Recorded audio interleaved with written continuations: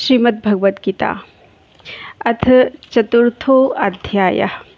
श्री भगवान उवाच इमं विवस्वते योगं प्रोक्तवानहमव्ययं विवस्वान् मनवे प्राह मनुरिक्ष्वाकवे ब्रवीत। श्री भगवान बोले, मैंने इस अविनाशी योग को सूर्य से कहा था। सूर्य ने अपने पुत्र वैवस्वत मनु से कहा और मनु ने अपने पुत्र राजा इक्ष्वाकु से कहा। एवं परंपरा प्राप्तम् इमं राजर्षयो विदुः सकाले नेह महता योगो नष्टः परंतप। हे परंतप अर्जुन, इस प्रकार परंपरा से प्राप्त इस योग को राजर्षियों ने जाना, किंतु उसके बाद वह योग बहुत काल से इस पृथ्वी लोक में लुप्त प्राय हो गया। स एवायं मया ते अद्य योगः प्रोक्तः पुरातना भक्तोऽसि मे सखा चेति रहस्यं ह्येतदुत्तमम्। तू मेरा भक्त है और प्रिय सखा है, इसलिए वही यह पुरातन योग आज मैंने तुझको कहा है, क्योंकि यह बड़ा ही उत्तम रहस्य है, अर्थात गुप्त रखने योग्य विषय है। अर्जुन उवाच अपरं भवतो परम जन्म विवस्वतः कथमेतद्विजानीयाम् त्वमादौ प्रोक्तवान इति। अर्जुन बोले, आपका जन्म तो अर्वाचीन है, अभी हाल का है, और सूर्य का जन्म बहुत पुराना है, अर्थात कल्प के आदि में हो चुका था। तब मैं इस बात को कैसे समझूं कि आप ही ने कल्प के आदि में सूर्य से यह योग कहा था। श्री भगवान उवाच बहूनि मे व्यतीतानि जन्मानि तव चार्जुन तान्यहं वेद सर्वाणि न त्वं वेत्थ परंतप। श्री भगवान बोले, हे परंतप अर्जुन, मेरे और तेरे बहुत से जन्म हो चुके हैं, उन सब को तू नहीं जानता, किंतु मैं जानता हूँ। अजोपि सन् व्ययात्मा भूतानामीश्वरोऽपि सन् प्रकृतिं स्वामधिष्ठाय संभवाम्य आत्ममायया। मैं अजन्मा और अविनाशी रूप होते हुए भी तथा समस्त प्राणियों का ईश्वर होते हुए भी अपनी प्रकृति को अधीन करके अपनी योग माया से प्रकट होता हूँ।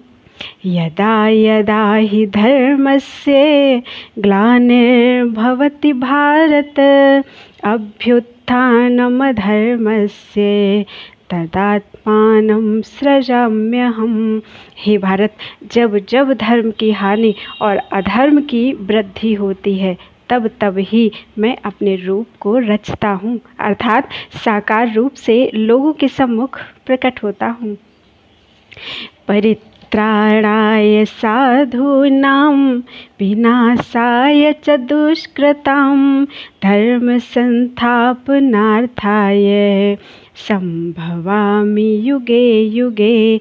साधु पुरुषों का उद्धार करने के लिए, पाप कर्म करने वालों का विनाश करने के लिए और धर्म की अच्छी तरह से स्थापना करने के लिए मैं युग युग में प्रकट हुआ करता हूँ। जन्म कर्म च मे दिव्यम् एवं यो वेत्ति तत्त्वतः त्यक्त्वा देहं पुनर्जन्म नयति मामेति सोऽर्जुन। हे अर्जुन, मेरे जन्म और कर्म दिव्य अर्थात निर्मल और अलौकिक हैं। इस प्रकार जो मनुष्य तत्व से जान लेता है,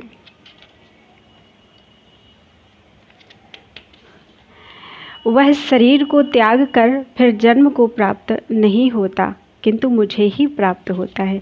तत्व से जानने का अर्थ है, तत्व मीन्स यहाँ पे बताया गया है कि सर्वशक्तिमान सच्चिदानंद घन परमात्मा अज, अविनाशी और सर्वभूतों के परम गति तथा परम आश्रम हैं। वे केवल धर्म को स्थापन करने और संसार का उद्धार करने के लिए ही अपनी योग माया से सगुण रूप होकर प्रकट होते हैं। इसलिए परमेश्वर के समान सुहृद, प्रेमी और पतित पावन दूसरा कोई नहीं है।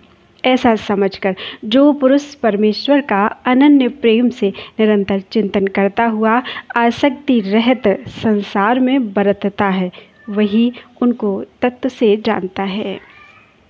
अगला श्लोक। बीत राग भय क्रोधा मनमया माम उपाश्रिताः बहवो ज्ञान तपसा पूता मद्भावमागताः।